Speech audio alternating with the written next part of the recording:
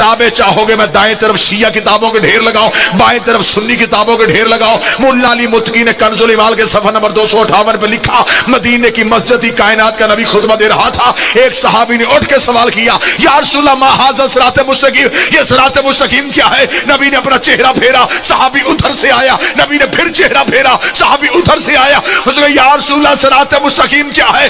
مولا علی متقی نے بھی تیسری دفعہ اٹھا نہیں تھا، یہ مسجد کے دروازے پہ ابو طالب کا بیٹا علی آ گیا، رسول نے کہا آپ سوال کر، اس نے کہا میں نے پوچھا یہ صراط مستقیم کیا ہے؟ مولا علی متقی قاری اہل سنت لکھتا ہے، نبی نے اپنے دائیں ہاتھ کی انگلی کو علی کی جانب بڑھایا اور 3 دفعہ کہا ھذا علی صراط مستقیم، ھذا علی صراط مستقیم، ھذا علی صراط مستقیم۔ ابلیس نے کہا تھا میں بندوں کو صراط مستقیم سے روکوں گا، ہمیں پتہ چل گیا ابلیس لا الہ سے نہیں روکتا، علی ولی اللہ سے۔